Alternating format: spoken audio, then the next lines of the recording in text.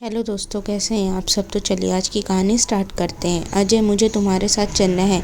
मैं अब यहाँ पर नहीं रह सकती हूँ। हमारी शादी को 4 साल हो गए हैं। अब तुम्हारे ऊपर जो जिम्मेदारियाँ थी वह सारी ख़त्म हो चुकी है। तो अब मैं भी तुम्हारे साथ जाऊँगी। मुझे भी अब अपने पति का साथ चाहिए। तो अजय ने कहा कि मेरी जिम्मेदारियाँ तो ख़त्म हो गई है, पर जिम्मेदारियों को निभाते निभाते जो मैंने कर्ज लिए हैं वह अभी ख़त्म नहीं हुए हैं। उसे ख़त्म होने में अभी 2 साल और लगेंगे, तो तुम्हें तब तक यहीं रहना पड़ेगा। तो सुनीता ने कहा कि मैं भी तुम्हारे साथ वहां जाकर जॉब करने लगूंगी, जिससे कि हमारे कर्ज जल्दी ही समाप्त हो जाएंगे। तो अजय ने कहा कि सुनीता, तुम तो देख रही हो ना कि माँ की तबीयत आए दिन खराब रहती है, और तन्वी भी अभी नई नई आई है। उससे भी घर का कुछ काम का पता नहीं है। फिर करण भी सुबह ऑफिस चला जाता है। माँ और तन्वी कैसे अकेले घर और बाहर दोनों का काम मैनेज कर पाएंगे, इसलिए तुम्हें यहीं रहना पड़ेगा। तो सुनीता ने कहा कि शादी के बाद आपने कहा था कि मुझ पर अभी भाई बहन की शादी की जिम्मेदारी है। जब उन दोनों की शादी हो जाएगी तो मैं तुम्हें अपने साथ ले चलूँगा। अब 4 साल बाद जब उन दोनों की शादी हो चुकी है तो मैं आपके साथ चल ही सकती हूँ। तो अजय ने गुस्से में कहा कि मैंने कह दिया ना कि तुम मेरे साथ नहीं चल सकती। अगर तुम मेरे साथ चलोगी तो वहाँ पर गृहस्थी का सामान मुझे लेना पड़ेगा, जो मैं अभी नहीं ले सकता। वहाँ मैं एक छोटे से रूम में और टिफ़िन लगाकर अपना गुजारा कर रहा हूँ। तुम्हारे जाने पर मुझे हर एक चीज़ का अरेंजमेंट करना पड़ेगा। करण और राही की शादी के लिए जो मैंने लोगों से कर्जा लिया, पहले उसको चुकाना है, फिर ही मैं तुम्हें वहाँ ले जाऊँगा और फिर गृहस्थी का सामान लूँगा।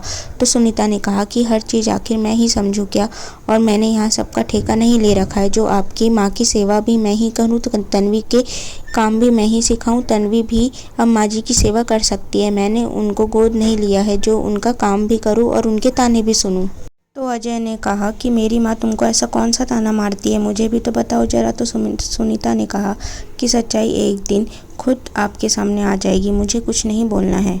ऐसा कहकर सुनीता किचन में जाकर अपने काम में लग गई। इधर अजय भी बैंक चला गया ताकि वह अपनी सैलरी निकालकर अपनी माँ को दे सके, जिससे माँ धीरे धीरे कर्जे पटा सके। अजय बैंक से लौटते हुए अपने स्कूल के फ्रेंड के घर चला गया, जहाँ बातचीत करते 10 कहाँ बज गए पता ही नहीं चला उसे। जब वो घर पहुँचा तो देखा कि मेन डोर अंदर से लॉक है। तो अजय के पास दूसरी चाबी थी, तो उसने उससे दरवाज़ा खोला और माँ के रूम में जाने लगा। तो उसकी माँ तन्वी और करण की बात सुनाई दी। तन्वी कह रही थी कि मम्मी जी, आज भैया भाभी की शायद लड़ाई हुई है। भैया भाभी को अपने साथ ले जाने को कह रही थी, पर शायद भैया ने मना कर दिया, इसलिए मैंने उन्हें रोते हुए देखा। तो कावेरी जी ने कहा कि वो चाहे कितनी मिन्नतें कर ले मेरे बेटे से, पर मैंने अपने बेटे को कर्जे की ऐसी पट्टी पढ़ाई है कि वो उसे अपने साथ किसी भी हालत में नहीं लेकर जाएगा। तो करण ने कहा कि माँ, कर्ज तो सारे पट गए हैं ना। तो कावेरी जी ने कहा कि बेटा, अजय जो हर महीने पैसे भेजता है उसी को बचा बचा कर मैंने सारे कर्जे ख़त्म कर दिए। अब उस भोले भंडारी को तो ये भी नहीं पता कि मैंने कितने लाख का कर्जा लिया है।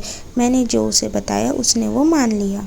अब वो जो पैसा देगा उससे मैं तुम दोनों के नाम से प्लॉट ले लूँगी, जिसकी कीमत साल दर साल बढ़ती ही जाएगी। तो फिर तन्वी ने कहा कि मम्मी जी, भाभी का कैसे करना है। तो कावेरी जी ने कहा कि उस बांझ औरत को यहीं सड़ने दूंगी मैं। 4 साल हो गए शादी को, पर अभी तक के पोते का मुंह नहीं दिखा सकी मुझे। वैसे भी 2 टाइम का खाना खाकर जो औरत मुफ्त में घर का काम कर दे, उससे अच्छी बात भला क्या हो सकती है। फिर तीनों हंसने लगे। उनकी बात सुनकर अजय को सुनीता की बात याद आने लगी। फिर उसने एक फैसला लिया। सुबह जब सब साथ मिलकर हॉल में चाय पी रहे थे तो अजय ने सुनीता से कहा कि आज शाम की ट्रेन है, तो तुम अपना सामान पैक कर लो। तो कावेरी जी ने कहा कि बेटा, तेरा सामान तो पैक ही है ना, बहू को अपना सामान पैक करने की क्या ही ज़रूरत है। तो अजय ने कहा कि माँ, सुनीता भी मेरे साथ ही जाएगी। इतना सुनते ही सुनीता की आंखों में चमक आ गई और वो दौड़कर अपना सामान पैक करने चली गई। तो कावेरी जी ने कहा कि ये कैसी बातें कर रहा है तू, अभी यहाँ लोगों के पैसे देने हैं, वहाँ उसे ले जाएगा तो तुझे पूरी गृहस्थी का सामान खरीदना पड़ेगा। तो अजय ने कहा कि खरीद लूँगा माँ, धीरे धीरे सब चीज़ें। मुझे ये भी पता है कि सुनीता को भी इसमें कोई दिक्कत नहीं होगी, वो कुछ समय एडजस्ट कर लेगी। और रही बात लोगों के पैसे देने की, तो अब करण भी कमा रहा है, वो भी लोगों के पैसे दे सकता है ना। वैसे भी मुझे ऐसा लगता है कि अब लोगों के थोड़े बहुत ही पैसे बचे होंगे। क्यों माँ, सही कहा ना मैंने। तो कावेरी जी ने फिर कुछ नहीं कहा। और हाँ माँ, एक बात तो मैं बोलना ही भूल गया कि मैं कल रात को जब आपके कमरे की ओर आ रहा था, तब आपके और आपके छोटे बेटे बहू की बात करने की आवाज़ सुनी। माँ, मेरी पत्नी ना ही बांझ है, ना ही मुफ्त की नौकरानी। वो तो इस घर की जिम्मेदारियों के बीच मैंने कभी ना अपने रिश्ते पर ध्यान दिया, ना ही सुनीता पर। वो बेचारी तो हमेशा बोलती थी कि तुम्हारी माँ हमेशा मुझे ताने मारते रहती है, पर मैंने ही उसकी बातों पर कभी ध्यान ही नहीं दिया। हम बस माँ, मैं अब सुनीता के साथ नई ज़िंदगी की शुरुआत करूँगा। सुनीता भी अपना सामान पैक करके हॉल में आ चुकी थी। अजय ने उसका हाथ पकड़ा और माँ का आशीर्वाद लेकर उस घर से निकल गया अपनी नई ज़िंदगी की ओर सुनीता के साथ। सो दोस्तों, अगर आपको यह कहानी पसंद आए तो प्लीज़ इस कहानी को लाइक करें, शेयर करें एंड चैनल को सब्सक्राइब करें। Thank you for watching. Thank you.